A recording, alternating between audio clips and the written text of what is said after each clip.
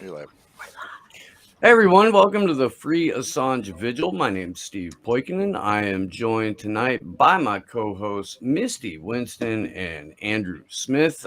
We have a full rack of fantastic guests that will be with us this evening. Before I bring them in, though, let me read the numbers as they stand on today, which is April 6th, 2021. Today marks 3,766 days of illegal and arbitrary detention for Julian Assange.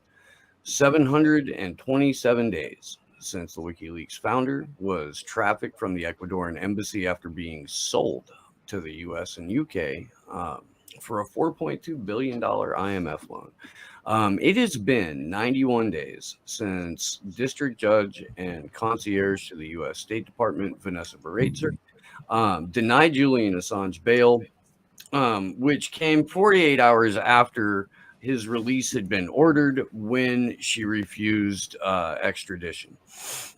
It has been 1,390 days of federal incarceration for Reality Winner, who is in prison for no reason at all. Um, it has been 1,321 days of inhumane detention for the alleged Vault 7 whistleblower, Joshua Schultz. 908 of those days have been spent in special administrative measures, under special administrative measures. We've discussed SAMs extensively. If anyone though is wondering what the hell I'm talking about, stick it in one of the chats and we'll try and get to it throughout the course of the discussion. I should know also that it's been 726 days since the political persecution of Olabini began. Oh, there we go. There it is. On the plus side, Chelsea Manning has been out of prison now for over a year. It's been 384 days for her. It's also been 31 days without prison or a halfway house for Jeremy Hammond. So we're really stoked about that. We are hoping that eventually one day we'll be able to get to talk to him. But as it stands right now, he is not allowed to talk to people like us. And with that, I'll turn it over to Andrew to tell you about the events, and then we will bring in our guests. Yeah. So I'm super pumped because we have this weekend multiple events that we're organizing in DC and Steve in Los Angeles. And then we also have tons of little smaller events across the country. I think it's up to like 12 or 14 now. And then I think it's over 30 or so international events. So we're pushing 50 global events so far for Julian, which I think is absolutely incredible. So huge shout out to all the organizers for that. We do have a GoFundMe that we just launched a couple days ago, sort of like a last minute thing just to get everything secured. And I'll drop the link to that in chat for everyone. But we have planned in DC. We will be at the Ecuadorian embassy at 11 a.m. on Saturday, the 10th. Then about 1 o'clock, 2 o'clock, we'll be at the British embassy. Also on the 10th. We may be doing like a informal march between them because there's multiple parks along the way. So whether it's on foot or partly on foot, partly driven, what have you, because it's almost an hour of walking between the two. And then on Sunday, we'll be outside of the Department of Justice. And that starts at about noon and it'll probably go to 2 or 3, weather depending. So I really look forward to having that going on. And then you guys over in LA are doing a bunch of awesome stuff with Combo Couch and a Hollywood Boulevard March. So that's sweet. Woo! That is sweet. There's a lot of shit going on. Young lady? Yeah. What? They can't see this. That's the Yeah, problem. they can. Yeah, they can now. You've been on camera since Andrew started talking. We need to have an intervention with Gloria Jones, looks like. There's some things like going it. on. I like it. I dig it. That Paul dude from the show. See, if there was a way that I could keep it like continuously dragging throughout the All whole right, screen without having to do it manually, all right, I'd do you it. got to stop doing that. Like my screen keeps screwing up when you're doing that. Yeah. Oh, okay. It's also screwing up, I think, the cameras of like everybody else. Okay. I don't know. Something's up. All right. I'm back to normal now. But so how are you, Missy? I'm okay. I'm happy that it's not winter anymore. Like I'm really happy about that. I hate cold weather and it makes me grumpy. So the fact that it was like 75 degrees today and sunny, it's nice. In Ohio, it's like a brutal like process to get out of winter. So This is super weird right now. I'm so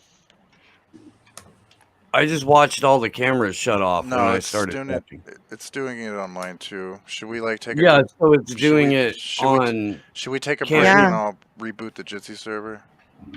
Yeah, we'll be back in like I don't know, a It'd be minute about, or two, it'd be guys. about 5 minutes. Sorry about Yeah. that. This is redonkulous.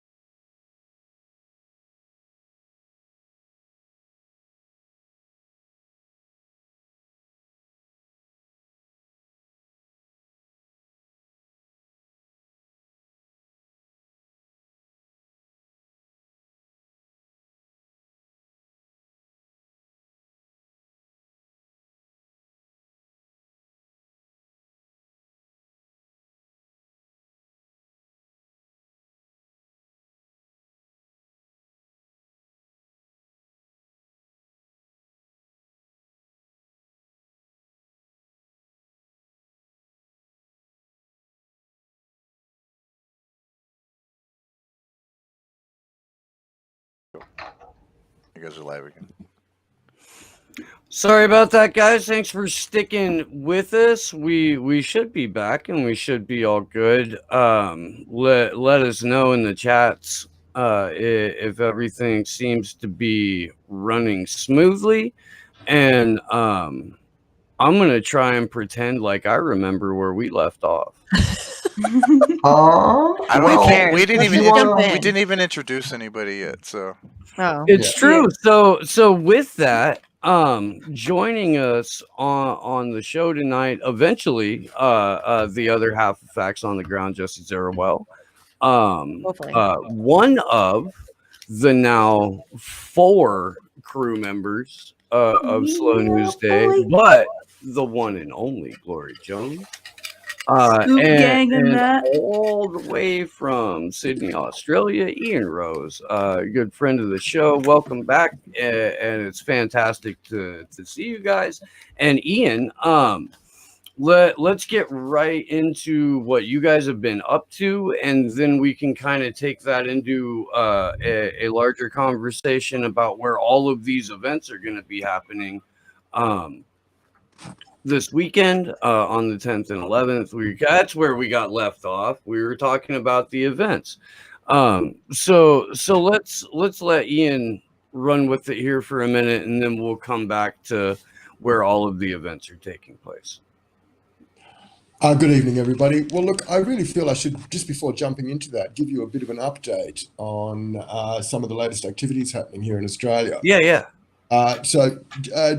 Julian's father, John Shipton, has been on a speaking tour, most recently last month, which went from Melbourne to Canberra, which is Australia's capital territory, via a bunch of regional towns in Sydney. And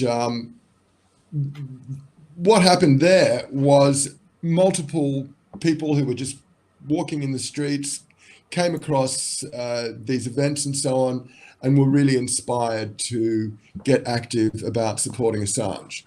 One of them, which was in the Blue Mountains, which is at the back of Sydney, they were so inspired that they got their local council to write to the Prime Minister and the Foreign Minister urging the UK to release Julian Assange, which is great. That's been a long campaign that we've been doing here. We've now got nearly a dozen councils doing as much stuff. And the campaign was so successful, actually, that we're going to do it next month in northern New South Wales and South Queensland. So that's inspiring. Something else that is happening is people are hanging banners from the balconies of their houses saying things like "Free Assange" and so on. And if I can screen share, I could show you a couple of images, but I don't know how to screen share here. So it's on your left-hand side of the screen. There's 3 little like icons, a hand, and then what looks like a monitor and a chat thingy. And it's the one in the middle that looks like a monitor. You click on it, and then it'll bring up, your applications and your browser. Yeah, I've only got the hand in the chat box. Huh. Not to worry, you can visualize it. So Is it on like Twitter or anything? Or do you want to like DM it to me on Twitter and then I'll put it up? Okay, I'll do that. Okay. Just give me a couple of minutes for that, because Sure. Is that And all right? we can go ahead and kind of round out where the events are going to be while you do that, so there's not just like dead air, and we're not gonna. I love that they're doing that too. That's a really cool thing to hang banners off of your like balconies and stuff. That's a really easy way to get a lot of eyeballs. Well, it is. Now, the other thing is too, you've got to remember back in 2012, I can't remember which American authority it was that stated it, but they said anybody that's supporting Assange, we're going to, be watching you, and we might even prosecute you. And I think that sort of slowed the campaign down a little bit back then. But the reality is, if we don't all stand up now and be counted, we are all going to be done over really badly. And so I'm glad that you're inspired by these banners. I'll send you a couple of images through. The other thing I suppose that you'd like me to talk about is AssangeFreedom.network, the website AssangeFreedom.network. Now, a bunch of us over here in Australia set it up to be a global network and to be as decentralized as possible. So if your local group wants to have a page, you've got full autonomy. But we do give you the option, if you need a hand editing your page, you can click another button and we'll come in and help you do it. But we want people, and we're trusting that people aren't going to be spamming it with porn or whatever. But the reality is we can remove that page and say, look, that's inappropriate, clean up your act, da-di-da-di-da. But so far, none of that has been needed. So the website is, www.assangefreedom.network. And it's a fantastic resource, if I say so myself. It's got a couple of tabs in there, one called FAQs and the other one called Essential Reading. And they both give you the highlighted points of the last 10 years. So FAQs helps you counter much of the smear campaign. I've found it really handy myself using in instances of on social media, for example. Somebody say, oh, but he endangered lives. I just go into that website, copy and paste the headline, and then paste the links, referring to Brigadier Carr at Manning's trial or Robert Gates in Congress, and that sort of thing. And it really just shuts the argument up immediately because you've got the facts at your fingertips. You can share them with somebody that's obviously not aware of it, because often people follow disinformation and misinformation unwittingly. They've been watching the mainstream media thinking that they're doing the right thing by taking an interest in affairs of the day, only not realizing that they're being done over. And so this website's really very handy for being able to, it's a bit of a cheat sheet in a sense. So I'll get those images across to you. Okay. Yeah, no, I think the website's absolutely awesome. Yeah, that's a great idea That's too. dope. Yeah. So I really appreciate you guys putting that together, because it's something that not every group wants to be posted in certain places or have certain social medias, but that gives people an option to do it in a more, way that's not necessarily connected to all the major platforms. It's more decentralized. Yeah. I'm glad that you like it's decentralized, and also it has the opportunity to not be hooked in. But we do have in the back, when you're filling out your form to register your group, you can put in Facebook and Twitter or not, YouTube or not. There's about a dozen different connectabilities on offer there, as well as, of course, other. That the thing is, though, the website hasn't gained as much traction as it needs to. We do need to make it more popularized for people to be able to connect on a greater level. Absolutely. And hopefully that's something we can work with the Candles for Assange crew and get them involved with it too, because they have a lot of, Alex has a whole list of international events going on right now. Yeah, she does. Shout out to Alex, because she's doing an amazing job, as always, keeping all of that organized and promoted and talked about and tweeted about every day. She's amazing. She does amazing work. Alex is amazing, all the way from New Zealand. She does remarkable work, but this is the other thing about the website. If those individual groups register it themselves, it's not only decentralizing, it's taking a great weight off her shoulders. And if anything were to happen to her, that whole library of information would disappear. Not that, I assume nothing will happen to her, but do you know what I mean? Just the sense. Yeah. Even just her losing, she lost her Facebook. They removed her Facebook and won't allow her to get back access to it. So just that has... That she'd had for years. Yeah. And it's just gone now. So I see what you guys are doing as a way to help shield against that, to where even if they remove all of their social medias, that group still exists in a place where and people can still connect to other. Yeah. It's a great idea. I think we have to accept the reality that no independent media outlet or content creation outlet is too small to be a target anymore. Word. Absolutely. And that's so true. Well, we've just done it here in Australia with the new media bargaining laws, where media has to pay Google and Facebook money. Oh no, Google and Facebook have to pay the media money for sharing their content. But that's only if you have more than 150,000 a year turnover. So all the smaller independent journalists and outlets, like Michael West or Caitlin Johnson here, they're being rubbed out. You know, they're being squeezed out because of that revenue stream. And you know, again, this is a way of targeting the smaller truth teller. You know. It 100% is. And I think that we've talked about it before. The fact that they've been ramping that up and really kind of going after smaller channels. I mean, not smaller, but like Convo Couch has a decent following, but it's not like something that I would expect would really draw that much attention. But yeah, they'll go right after them. But it really is just about the content and just controlling the narrative. And they don't want people like Fiorella and Pasta to have a voice and to talk to more people. And so, because once you start making that money, you're easy to control. Once you start getting those paychecks, and there's promise of more, that's when a lot of people lose it. So, I'm sure that temptation's tough to avoid, you know? Yeah. It's something I've got to say that did strike me as odd, because in the process of this, Facebook banned all Australian media outlets. They removed their pages and they made it difficult to share their content. And of course, the WikiLeaks site was removed. Now, even though I know WikiLeaks is Australian, I'd never really thought of it as Australian. I'd always thought of it as international. So when Australian news media sites were being blocked, it was included. It really did catch me by surprise. And, you know, it just shows you the arbitrariness of all of this, you know, because WikiLeaks it's a global site and it's an egalitarian site. It's information for everybody to gain access to, no matter what their income stream is. It's written in a way that's easy to understand.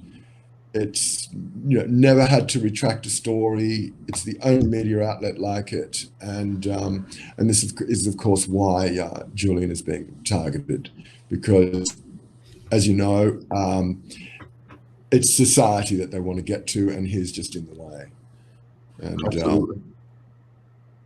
And he just exposes too much of the shit that they don't want exposed.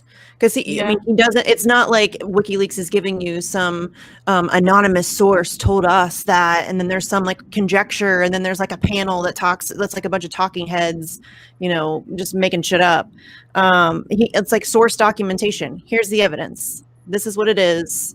You read it, you decide. Like, it's not like a bunch of hyperbole and stories and drama and all that stuff. It's just here's the evidence, examine it, figure out what you think about it. And that's so valuable, because and I love the quote that Julian has about making journalism like a science. It should be like a science, and to respect your readers, have enough respect for your readers to tell them the truth and to trust them that they can handle that. And so I'm super grateful. I wish there were like 1,000 WikiLeaks around the globe.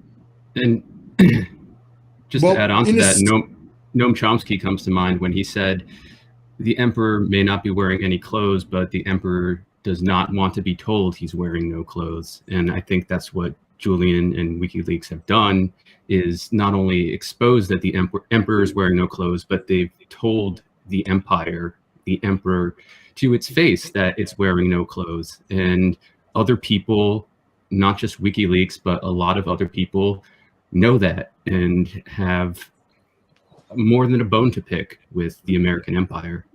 Yeah. Yeah, well, I think you tapped onto something there a moment ago when you were saying how WikiLeaks has changed the nature of journalism by not needing a panel of people blaring on. You know, you've just got it there; it's straight there, and that could be why a lot of journalists don't like him, because he's demystified the high jealousy of it. Yeah, absolutely. And he's just taken it right to the core. Here's the information. You make up what you think of it. You know, you decide whether you think it's great for Hillary to be selling armaments or not. Or you decide on that. Vault 7 was a game changer. Oh. There's no doubt about it. And yet we just never see any of its topics in the mainstream media. Just a bit like the Panama Papers. Remember that did break through? The journalists that broke it through all died and nothing changed. Yeah. Funny that. And who remembers Panama anymore? Oh, exactly. And That's Well, I mean, who remembers tragedy of it. the vast trove of things that WikiLeaks exposed besides major releases that just get casually brushed under the rug? Like, Yeah. there's so much. like Cablegate alone. There's It's so impossible many to read it things all. that revealed that you learn something new from that every day, pretty much. It's like nobody's gonna think about how Cablegate revealed how Shell basically owns the Nigerian government. Like, nobody's gonna go to WikiLeaks and think of all the stuff they exposed in Africa. Nobody's gonna think about that because they only say, oh, Julian, big bad Julian went to Russia and helped Trump win. Like, perhaps the only meaningful thing that broke through and actually got exposure from WikiLeaks and actually got exposure was, the DNC emails. Not even all of the Chelsea Manning leaks, because nobody talks about Guantanamo Bay enough. Perhaps the collateral murder video being the only thing that gets enough exposure. And then you also have some of Vault 7 and some of the Snowden leaks. Like, nothing much really gets talked about from WikiLeaks and the OPCW Duma leaks. But there's so much else that Julian's done as an activist that WikiLeaks has released that just gets brushed under because people only want you to focus on what could have criminal implications, which none of it does to begin with. Yeah, well, that's the whole point of the propaganda campaign, to discredit him. So the much people won't look sadder at it. thing is when people don't realize that they're talking about WikiLeaks, right? like the world didn't know what was happening in Yemen until WikiLeaks revealed it, right? We found out through these releases that the Prince of Yemen was like the lapdog of the Saudis, and that he had personally oversaw the invasion of his own country. Like, that's something that doesn't get put into context of the war in Yemen. Like, it took those leaks to expose it on an international stage to allow us to now have conversations about it in 2021 and be trying to organize against it in 2021. Yeah, but there's not even a clue of that narrative in mainstream media. If they even mention Yemen, which they do maybe once every 3 years. But you guys, the AOC signed a letter, a strongly worded letter today. Yeah, they do when they get a chance to gas up Thy Holy Saint Bernard. That's when they'll mention it. Mm-hmm. Yeah. But there's a strongly worded letter, so I think it's going to be fine now. I really do. I don't know. That sounds violent. You sound privileged, Jesse. Yes, I am. I'm going to make a crisis actor video tonight. That when we did our live stream earlier, we didn't talk about that freaking Instagram influencer. I really am. You're right. Instead, we talked about shit that actually mattered. Right? That was awesome. I know. We have a pretty kick-ass show, Steve. I agree with you, Glory Jones. Something that should be pointed out is an organization called Yemen Solidarity Council, which is actually a very worthy website. It's yemensolidarity.org. It can't be posted onto Facebook. Facebook says it's spam. And somebody pointed out to me, it might be because it's got advertising links inside of it or something like that, but it has no advertising links inside of it. This is censorship writ large. So yemensolidarity.org is a website that will give you basically the facts of what's going on, who's doing what to who. So I recommend that you check it out. But just going back to your point about the Cablegate, the diplomatic things that were revealed. I remember at the time, this is reading quite a lot of them, and I haven't really gone back to them since, I must confess. But something that I did notice, aside from the obvious where they're saying, Berlusconi's a womanizer or the Australian Prime Minister is an autocrat, and they were just all things that we all knew anyway. And I remember Rudd saying that at the time. Well, Don't we already know that? But what they didn't actually, and the American government really should have capitalized on this. There were many instances where they deftly worked through very tricky diplomatic situations. They actually did the right thing, and that caught me by surprise. That really caught me by surprise. And the American government should have just owned up to it and went, okay, yep, this is what we're doing, and stopped doing it. Like, we're Americans. We don't do that. Well, the propaganda machine at the time changed. Where if you go back and read articles about Cablegate and the time thereafter, they talk in terms of ending the war in Iraq. That the war in Iraq has ended, which is crazy because we still have troops there 10 years on from that It's event. crazy because it ended in 2003. Mm-hmm. Well, remember Robert Mission Gates. accomplished. Robert Gates's response to it, I think it was in about 2013 or something like that. He spoke to Congress and he said, like, sure, these are embarrassing, but nothing's going to change. Right. They've done no harm. There's no real harm done. And he's right. And he said it with the stoniest of faces too. Right. I didn't see the visual. It was so psychopathic. I remember watching that and being like, not surprised, but definitely taken aback at the crassness and just the chutzpah of it. Yeah. That's how I felt watching the Mike Pompeo clip for the first time. Right. Yeah. I was the director of the CIA. We lied. We cheated. We stole. We had entire training courses dedicated to that, man. Reminds you of the glory of the American experiment. He was so excited that he even said it wrong. He's like, we lie, we cheat, we steal, we stole.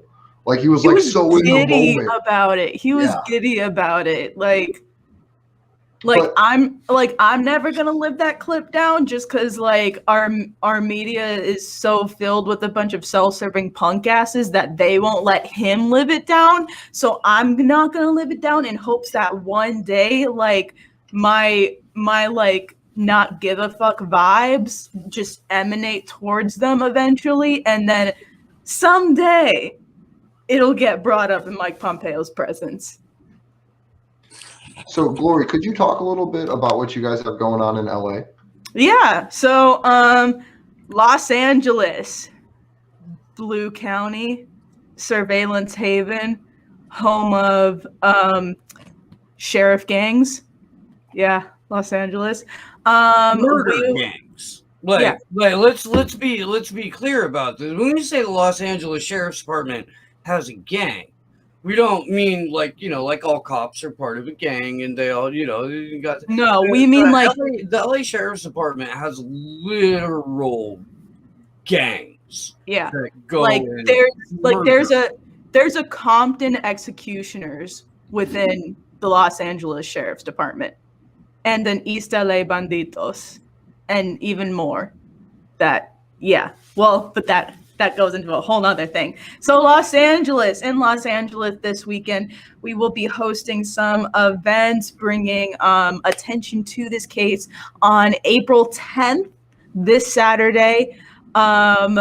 Me, Steve, and our friends and fam over at the Combo Couch, Fiorella Isabella, and Craig Pasta Jardula will be holding a panel event at a Rudy's Diner in LA, basically inviting local organizers and independent media in Los Angeles and getting them in a room to talk to them and have them understand why it's imperative that they cover this case and why it's so important that Julian's case be brought to the forefront and just have them in so they can understand why exactly Julian's prosecution matters to their individual cause in terms of organizers and in terms of independent media, why they should be covering this. So that's that. And then April 11th, which is the 2-year anniversary of Julian Assange being dragged out of the Ecuadorian embassy in London and taken to be tortured some more in Hellmarsh prison. We will be protesting in Hollywood. We'll be meeting CBS Columbia Square. Then we will be marching up to Hollywood Boulevard, which is where the Walk of Fame is, and we will be going through there, raising hell, making some noise, and then we're going to come back down and end up at CNN. That event is going to be obviously protesting the imprisonment of Julian Assange, but it's also going to be another fuck censorship event as well with the combo couch. So yeah, we will be raising hell in Los Angeles on the 11th, and on the 10th we will be raising informative hell, talking to people, holding a panel on that, and yeah. That's exciting. Yeah, I put up flyers for the protest yesterday outside Boeing and Raytheon buildings while playing the full audio from Collateral Murder. Is that what that picture is behind you? Yeah, that's awesome. That's my middle finger. That's the flyer, and there's Boeing. Well done. That's great. Yeah. So, have you done much stuff in Hollywood before? I've been to a lot of protests in Hollywood. It's funny because the reason why I suggested having the protest at the CNN building during the initial planning stages was because essentially right before I left for DC for the Clovers for Assange events, I was at a Breonna Taylor march, which ended right at that same CNN building. And like that's where cops set up a skirmish line, and they actually ran over two protesters there who are fine now, luckily, and tried to snatch up a couple of us, got away, luckily. So yeah, with like my recency bias in mind, that's why I said the CNN building in Hollywood. But yeah, so Hollywood's a good place for protests. Los Angeles in general has been, the protest scene there has been going pretty strong. Because you've got Pamela Anderson in that neck of the woods, haven't you? Does she live over there somewhere? If she does, she's invited, but it's not like we're in. It's not like we're in communication with her. It'd be fantastic, honestly. I mean, look, it's not like we haven't, made ourselves available. I spent almost like $40 one month in international calls trying to get a hold of her, like, management organization in Europe. So like we put as much forward as we can, I guess, in trying to contact her. But I would absolutely love if she could come out to the LA event. That would be sweet. If any celebrities in general want to come through, that would be welcome. The only time I've really seen like blue checks come through is for Black Lives Matter LA protest with Melina's fucking co-opted head ass. But yeah, no, if any celebrities want to come through, please, if you're watching this, like, please tweet out demanding more attention for this case or something like that. And yeah, Los Angeles, April 11th, this Sunday, CBS Columbia Square in Hollywood at noon. For the first time ever, the entire Slow News Day crew live in person. We're gonna have a lot of fun, you guys. It's gonna be. Yes. It is. And I have the first picture that Ian sent over. Oh, god damn it! Why? Stop. That's the wrong one. Hang on. I thought I had it open.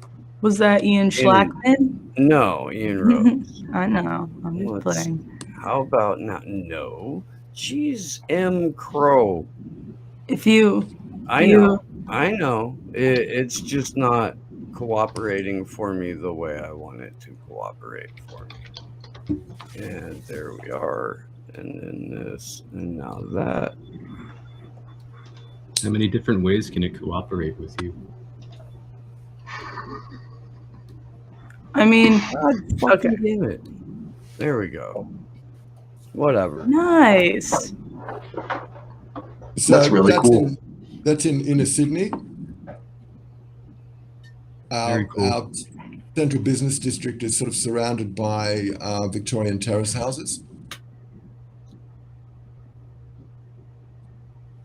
And so, Ian, how soon did you see these go up?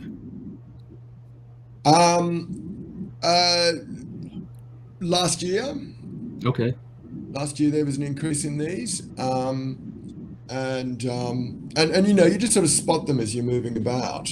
They're not necessarily on high-profile highways or anything. They're just in the inner city suburbs. For some reason, the second one won't go through.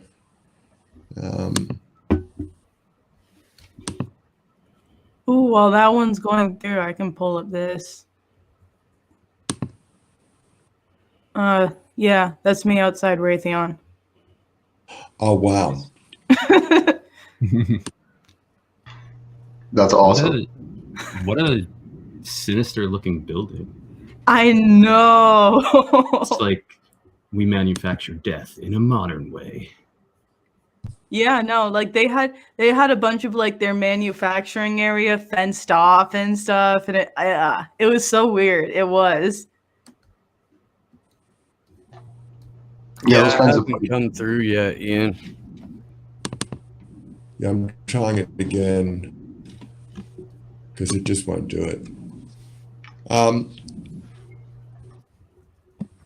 I put livery on my car, right? So it says "Free Assange" down the side of it in formal lettering, and it's been really interesting because I get a lot of support for it. People beep me while they're driving, which at first was really disturbing. It was like, what have I done? And of course, I've become a super polite driver. I was already quite polite, but now I'm unbelievably polite because I've got this big banner across my car. And in 2 months of doing this, I've had only one person say I'm wrong to do it. If I'm parked at a set of lights and people are crossing the street, I get masses of shout outs. It reminds me, you know, that social media square where a guy sticks a coffee cup on the top of their car and says, "Now everybody waves to me." It's a little bit like that.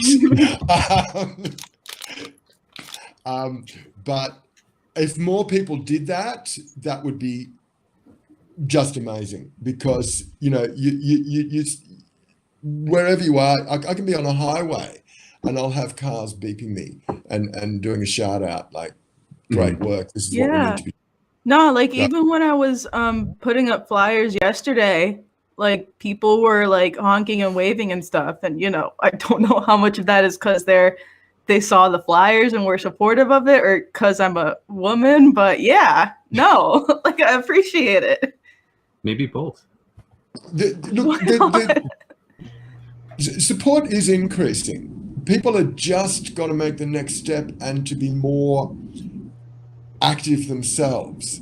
You know, you can see from people acknowledging your work by giving you shout outs and so on, and I can see it the same here, but they're yet to make the commitment to do that themselves. Do you know what I mean? To be handing out those flyers, to be hanging a banner off their balcony and so on. And we just really need to make people feel comfortable with the idea of doing that.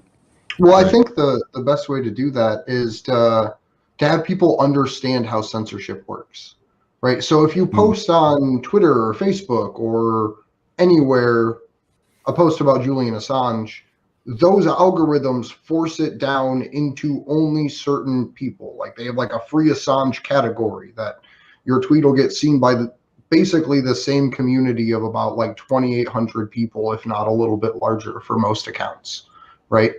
So when you put that banner up on your car or on your terrace or on a telephone pole outside your house or outside of Boeing, it's no longer censored. The only way to censor it is to physically remove it. And if it's on your property, law should say that they can't. But in general, if you drop a banner on a bridge, there's going to be way more people in different demographics and categories, right? Different people of different interest groups that will see that banner as opposed to seeing a picture posted on social media. So that's why I think stuff like that's so important. And having people understand that, I think, is really the best way, because you can get, 10,000 views on a busy highway in an hour? Like, none of us get that on social media right now. Has anybody taken note of Panquake? Mm-hmm. As that's been growing?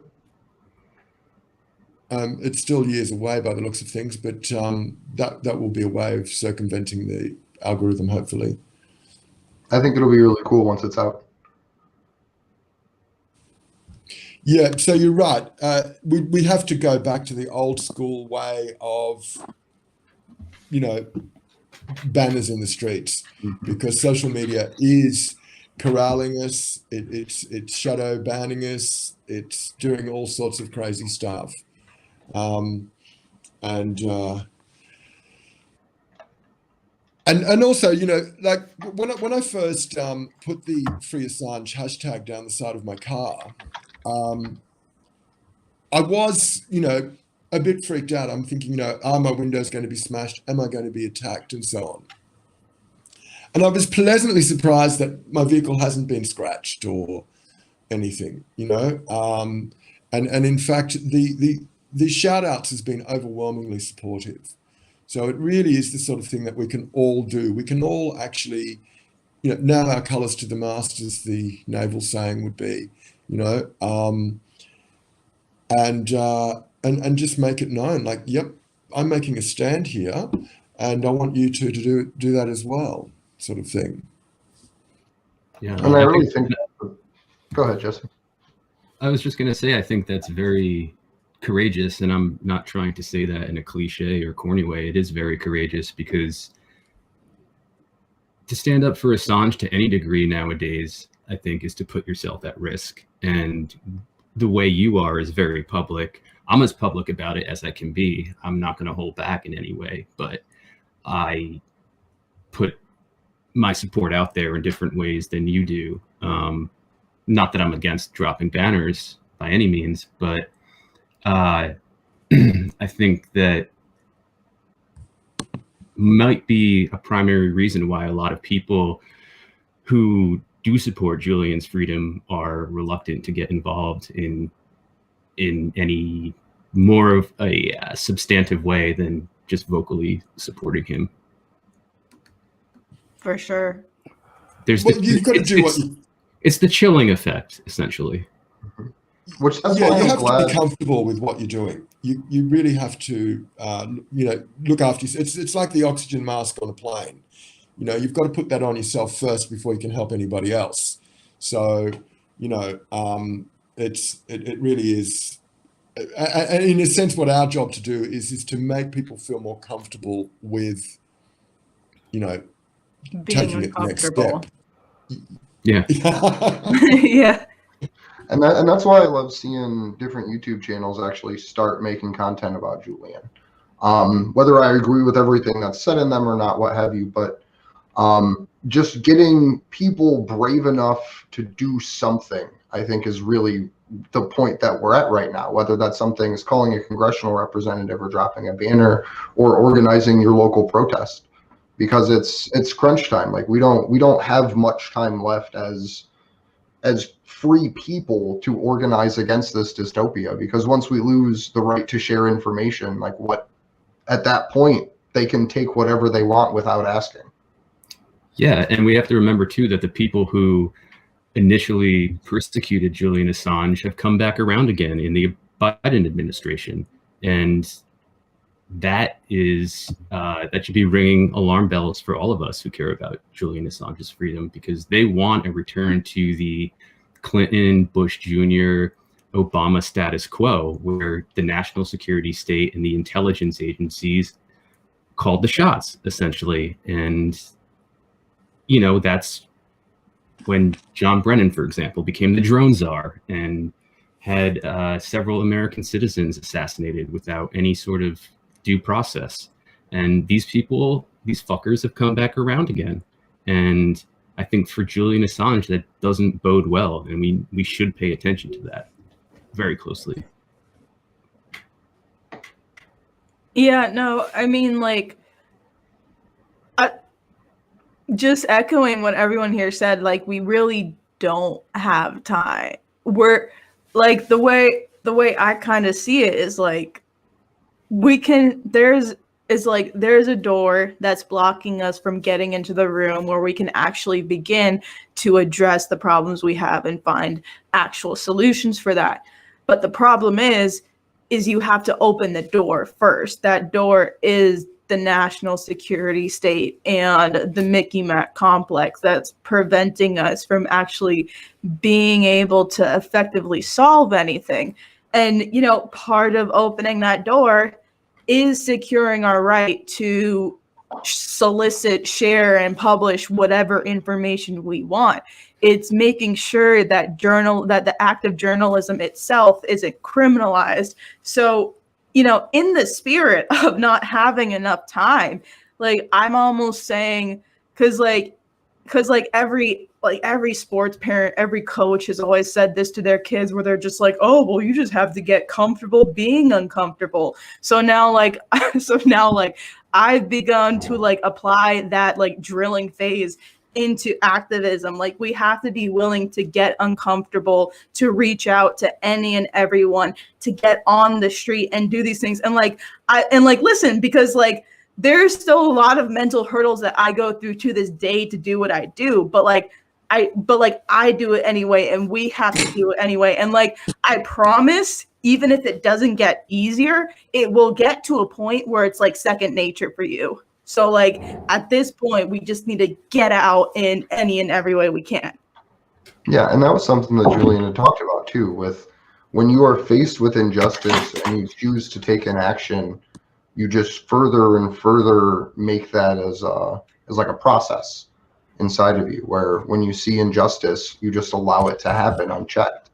And I think just getting up and starting, like putting that first poster up, or putting up a dozen, or passing out 100 flyers, that starts to remove those old habits of ignoring injustice, because that's really what it comes down to.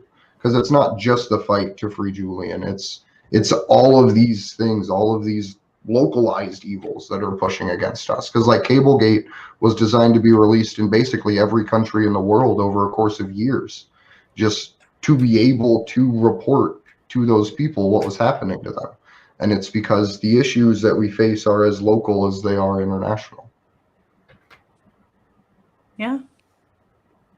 But Ian, speaking of local and international problems, one of the last times we had you on, I was on with you, I think, actually, for it.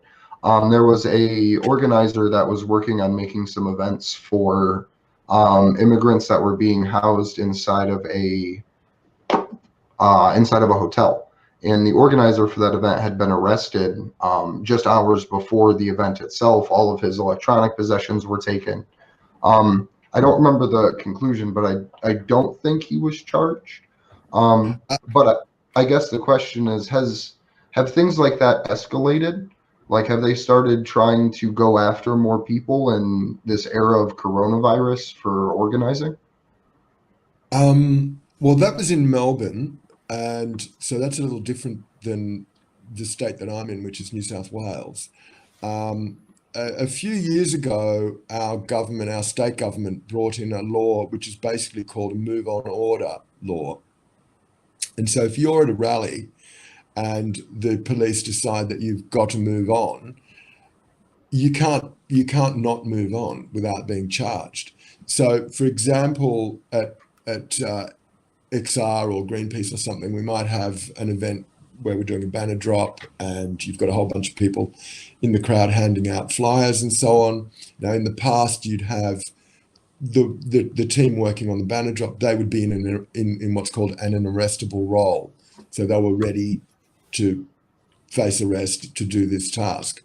But the people on the ground weren't in an arrestable role. Whereas now we're all in an arrestable position. And, you know, if so, It's not. I understand that what they're doing in the UK is trying to outlaw protests altogether, and they're doing it under the cloak of COVID-19. Now, I see this as a real problem because we've got a whole lot of people out there saying COVID's a hoax, it doesn't really exist. And it's happening here at the moment in Australia because we've only got less than 1,000 deaths. We've been able to contain coronavirus remarkably well compared to the UK or the US. And so instead of, you've got people marching in opposition to wearing a mask. Whereas what there should be, I think what we all should be doing is wearing a mask and protesting against the massive wealth redistribution that's happening. Never before in the history of time has so much wealth funneled up to the 0.01%. You know, like the billionaire class have doubled their wealth in the last 12 months on average. My figures are a bit rough there, but you get the meaning of what I'm saying. Like Gina Reinhardt has gone from 16 to 36. That's more than doubled. Whereas you've got Bezos, I think he's halved his again. You know, there's a massive wealth redistribution happening, and we're all distracted with whether we should be wearing masks or not. Like, bugger that. You know, just wear a mask, get out there. The other thing is when you physically distance, your rally area is now 4 times as big. You're taking up a lot more space. Now, the crew in Germany were doing that last year. They were still rallying and they were physically distancing. And their marches down Alexanderplatz and so on looked amazing. You know, we could be doing that here. Instead, we've got these psyops almost. It's like the 5G argument, okay? There was a whole bunch of people going, oh, you know, it causes coronavirus. What the real problem is most of Europe, their microwave setting is at 12 or less, right? Whereas in the US and China, it's at 100. And here in Australia, our limit is 1,000. We should be protesting against that, not whether it causes coronavirus or not. Do you know what I mean? We should be protesting against the fact that we're allowing emissions. Right? Sorry? You get that that's a distraction, right? Like, Absolutely, that the information is put out specifically to distract a very small but very vocal number of people, making it seem like there's more of them when in fact the reality behind 5G has more to do with the extraction of the raw materials that it's going to take to power the Internet of Things.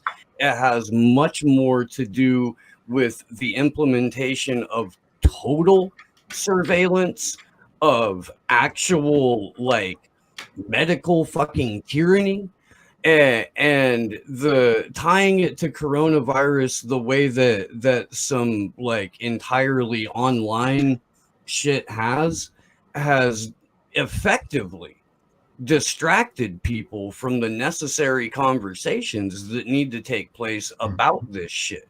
And they always sort of like brush up against the truth a little bit because there's significant amounts of research that has been done that shows you should not have like living things anywhere near any of these towers. It's not just 5G, it's amplified by 5G 100%. But the core of the issue with the Internet of Things in general, total surveillance, forever war for the extraction for the minerals to keep it going. Absolutely. And so we're not targeting the real crux of the issues at hand. Do you know what I mean? We're distracted with, and those people that are, you know, because there's people out there that are incredibly unsatisfied with what's going on, you know, but they're not making the big links like colonial construct of capitalism or right. I mean, they put Oxford in the title of the company that makes the Oxford AstraZeneca vaccine that is now banned or suspended in over 20 countries. The UK just had to halt trials of it.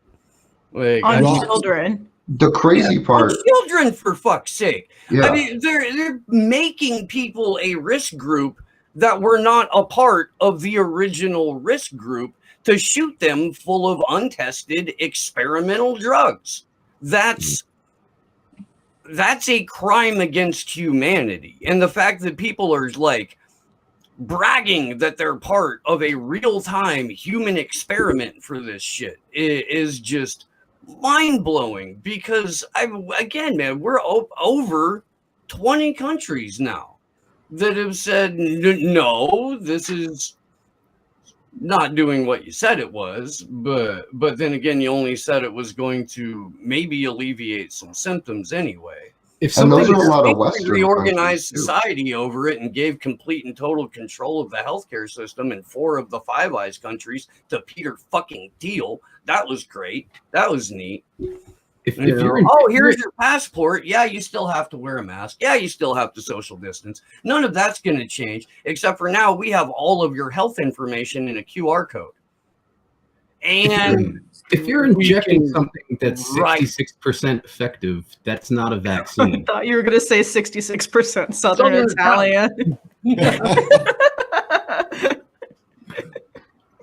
But the countries that banned it, they're not even Western, or they're not even like the third UK, world the countries. UK Like, had this the is whole like trial. fucking Europe. Yeah. Like Germany fucking banned it. Yeah, I mean, and- the UK had to. A province in Canada Mhm. had to suspend And trials. this is happening on the heels of the University of Chicago study that's certified by like every goddamn doctor there, that you can literally smoke or eat THC and CBD, and the interaction with your body stops the growth of coronavirus within cells, inhibits cell entry, and boosts immune response. So while they're rolling out these mass vaccination programs, trying to institute passports, you can literally just, according to the University of Chicago, smoke weed and be okay. Just smoke some fucking weed. Chill Yeah. out. It's Well, like an that's- 11 that's- department case study that in the title says stop, like THC CBD prevents the replication of SARS-CoV, whatever. Do you need both THC and CBD, or can you just No, get away it's with either CBD? one, and it Oh, can yeah. be ingested or inhaled. Your CBD is brilliant. Yeah. And I love CBD. Who doesn't? The people who aren't using tiny amounts of THC to activate it, that's who Mhm. doesn't love it. I use both.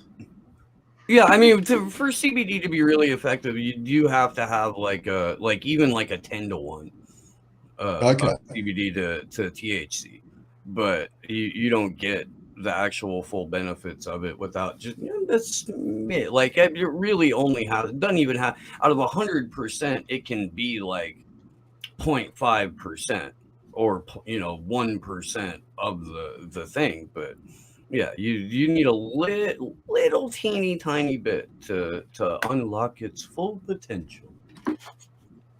So, back to Think what of it as a we've- lifeboat. I fully agree with these things, and this is the thing. If we utilize their tools against them, do you know what I mean? By wearing a mask while we're protesting Rayathon, by physically distancing while we're protesting Rayathon, the authorities can't claim we're doing anything wrong because we're using full barrier techniques. Whether I'm not saying people shouldn't observe like whatever their protocols are when they do go to an event. Like, you don't want to go out of your way to give people a reason to fuck with you. I'm not saying that. That's the crux of In it. terms of like effectively evading surveillance, though, like the masks aren't doing a whole lot. The 6-foot distance has a lot more to do with facial recognition, being able to pick you up, than it does any sort of like medical protocol. Well, most of our stuff here doesn't work. If you've got a mask on, it can't do iris readings or whatever. It can, it needs the full thing. So and especially if you've got a mask that's got shapes on it, do you know what I mean? Like either a big grinning smile or Free Assange written across it. And of course, that's something that we have to remember within the campaign. The leverage to get Julian out of Belmarsh is using the threat of COVID, and the WikiLeaks shop has something like 30 different designs for Free Assange masks. And so it's a way of using the authorities' tools against them. We're not necessarily buying into whether COVID even exists or not. That's not the matter at hand. What the matter at hand is the all-pervading control and the massive wealth redistribution. And it's not like you're trying to make a commodity out of Assange either. Right. No. Well, look, I must admit I haven't bought one of the masks from the WikiLeaks shop, but we made some when we were in DC in September. Yeah, we always bring some with us. We've had people literally ask, like, hey, if you're gonna come talk to me, can you please put your mask on? Mm-hmm. And so, like, it's always for us just been a matter of personal respect. Like, we all have our own opinions on it, but if there's someone that's legitimately uncomfortable, we'll do what we can to make them still feel included in an event. Yeah, but I think there's a sincerity to buying and wearing one of those masks as opposed to going to AOC's online store and purchasing a T-shirt with a shitty graphic on it that just shows people you support. Yeah, there's no substance there, but you wear a free Assange mask, you're sending a message, you're possibly illuminating to people who aren't aware of Julian Assange or WikiLeaks of something that they could further investigate and get involved in. So, I don't see that as a commodifying venture, and I kind of want to get one myself now. Yeah, I mean, I think there's like a difference and a fine line to be walked between exploiting a tortured man and trying to, honor him and spread the message. Like fucking the idiots who were wearing like Sean King sponsored Breonna Taylor masks. That's a very obvious commodification of an issue. And yeah. Well, of course, everything from the WikiLeaks shop goes towards his legal funds. Right. And right. And it's set up by WikiLeaks itself. Yeah, that's a good point. Of course. Yeah. And it's quite big. It used to only be in the US, whereas now it's in Canada and Australia. Yeah. It's not like on some Sean King type shit where it'll like market itself as being pro Julian and inspired by a struggle and then just completely grift off that. Like, nah, it's not that. It goes to fund his next shitty book. Yeah, in case if I haven't mentioned it enough. Fuck you, Sean King. Talcum. Good old talcum. Yes, Snow J. Pimpson. Django Uncolored. Newton. Django Uncolored. James Pearl Jones. So Martin Luther Keyboard.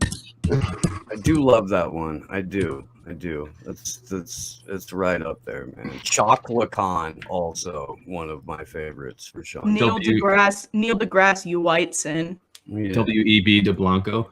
Yeah, that's a good one too. GoFundMe Carver Washington. Wow, my internet is crapping out. It's doing that thing again. Yeah, I see it on Josh's thing. I'm wondering if it's my internet tonight. Well, they cut Misty's power. Like that's why she sent a message to the group chat. That's why she had to drop out. All right, we'll probably have to wrap up early tonight. No, for sure. Since it's just me, I do want to address one thing though, because I can see that I can still be seen on the little box. We do not have official information yet about what is happening with the cross appeal. There is information that a group put out that is unverified to this point, I believe. So when we hear about I'm pretty sure they extended the date.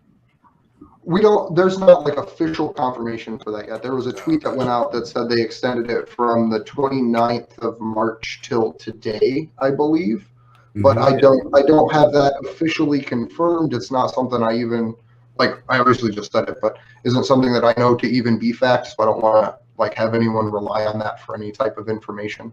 But we are still waiting on hearing what's going on with that. So, because that's something that I've been trying to figure out for a while is what's happening with that. So it may be delayed. We just don't know. I don't personally know for sure, so I don't want to say any is or isn't.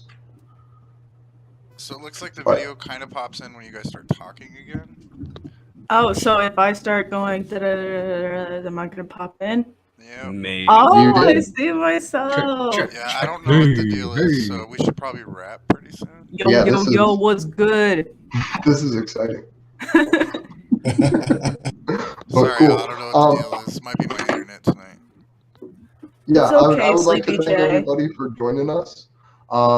Go to our website, actionforassange.com. We have all the postings for the events and everything up there for LA and DC.